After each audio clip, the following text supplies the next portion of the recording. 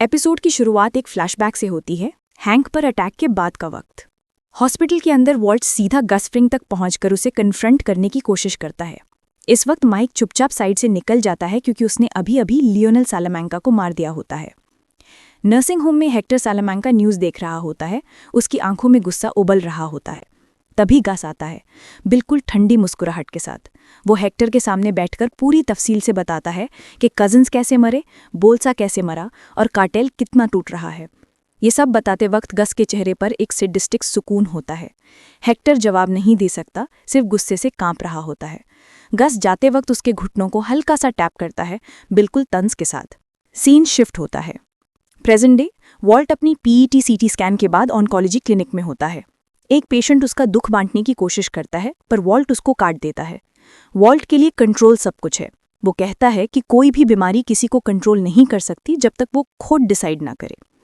Clinic से निकलकर वो जेसी को वॉइसमेल छोड़ देता है, जेसी की प्रोग्रेस पूछता हुआ। सीन शिफ्ट होता है। लॉस पोलोस हरमानोस पर काम करते वक्त पुलिस गस को इंटेरोगेशन के लिए बुला लेती है। वेटिंग एरिया में उसकी नज़र एक आइडेंटिकिट स्केच पर पड़ती है और वो शॉक हो जाता है। स्केच विक्टर का होता है। तभी हैंक, गुमेज और मर्कट वहां से गुजरते हैं। गस उन्हें देखकर कंपोज्ड रहता है, पर अंदर से वो बिल्कुल हिल गया होता है।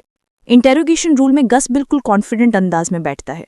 सार्जेंट रॉबर्ट्स बताता है कि उसके फिंगरप्रिंट्स एक मर्डर क्राइम सीन पर मिले हैं, स्पेसिफिकली गेल बेटिकर के अपार्टमेंट में। सबके सरप्राइज के लिए गस खुद ही गेल का नाम ले लेता है, जैसे वो पहले से जानता हो कि सवाल उसी पर होने वाला है। गस एक केयरफुली क्राफ्टेड स्टोरी सुनाता है कि गेल एक केमिस्ट्री स्कॉलरशिप का रेसिपिएंट था, जो उसने अपने मरहूम दोस्त मैक्स आर्सेनिएगा के नाम पर बनाई थी। कि गेल ने उससे एक इन्वेस्टमेंट डिस्कस करनी चाहिए थी और डिनर बुलाते हुए वो उसके अपार्टमेंट गया था। गस के मुताबिक गेल एक शॉर्टकट्स लेने वाला आदमी था, पर बुरा आदमी नहीं था। हर सवाल का जवाब स्मूथली मिल रहा था, जब तक हैंक एक तीर चला देता है। गुस्तावो फ्रिंग, क्या ये आपका असली नाम है? गस पहली बार हिचकिचा जाता है। हैंक बताता है कि चिले की कोई रिकॉर्ड्स एग्जिस्ट ही नहीं करते। गस का पास्ट बिल्कुल ब्लैंक है। गस डिक्टेटरशिप का एक्सक्यूज दे देता है, पर हैंक को शक हो रहा होता है। इंटेरोगेशन के बाद गस एलिवेटर में खुद को संभाल नहीं पाता। उसकी उंगलियां ट्विच कर रही होती हैं। अंदर से वो बिल्कुल डर चुका होता है। रूम में बाकी लोग डिस्कस करते हैं कि क्या गस सच बोल रहा है। हैंक सबको बताता है कि एक बात समझ नहीं आती, अगर गेल उसका दोस्त था तो गस ने कभी एक फ़ोन कॉल क्यों नहीं किया मर्डर के बारे में पूछने के लिए। साउल आंड्रिया और ब्रॉक को जेसी का पैसा देता है। जेसी गाड़ी में बैठा होता है, उनसे मिलने की हिम्मत नहीं कर पाता।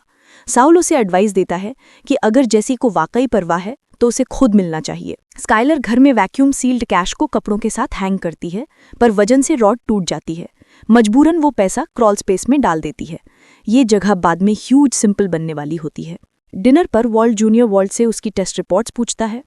वॉल्ट कहता है कि वो स्टिल रिमिशन में है। इस बीच मेरी बताती है कि हैंक ने कुछ टॉप DEA वालों से मीटिंग की थी। हैंक वॉल्ट को अगले दिन कहीं ले चलने का कहते हैं। वॉल्ट अग्री कर लेता है। अगला दिन वॉल्ट और हैंक लॉस पोलोस हरमानोस के पार्किंग लॉट पर आते हैं। हैंक वॉल्ट को बताता है कि उसका स्ट्रॉन्ग बिलीफ है कि गस फ्रिंग एक ड्रग किंग पिन है, पर किसी को यकीन नहीं आ रहा। हैंक वॉल्ट से कहता है कि बस जैसे जूता बांधने झुकना और GPS उसकी गाड़ी के नीचे चिपका देना। तभी माइक वहां आ जाता है और सीधा वॉल्ट की तरफ देखता है। वॉल्ट समझ जाता है कि उसकी जिंदगी एक धागे से लटक रही है। वॉल्ट ट्रैकर पहले प्लांट नहीं करता।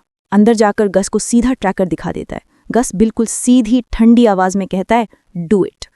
वॉल्ट बाहर जाकर ट्रैकर प्लांट कर देता है, हैंक को इंप्रेशन देते हुए कि सब प्लान के मुताबिक हुआ। सुपरलैब में वॉल्ट कैमरास को एड्रेस करता है कि उसने हैंक की कोई मदद नहीं की और कभी नहीं करेगा। वो अपनी लॉयल्टी गस को प्रूव करना चाहता है, या कम से कम जिंदा रहने की कोशिश करता है। वॉल्ट जेसी के घर जाता है। वॉल्ट को एक फ़ोन नोटिफिकेशन मिलता है। जेसी के फ़ोन पर बॉस इज बिजी का मैसेज होता है, जो क्लियरली बताता है कि जेसी गस से मिल चुका है और वॉल्ट से झूठ बोल रहा है। वॉल्ट समझ जाता है कि जेसी पर उसका कंट्रोल खत्म हो रहा है। माइक गस को रिपोर्ट देता है कि कोई एजेंसी गस को ऑफिशियली सस्पेक्ट नहीं समझ रही, सिर्फ हैंक अकेला काम कर रहा है। गस टेंशन में है कि अगर हैंक और कार्टेल दोनों एक्टिव हो गए तो परफेक्ट स्टॉर्म बन सकता है।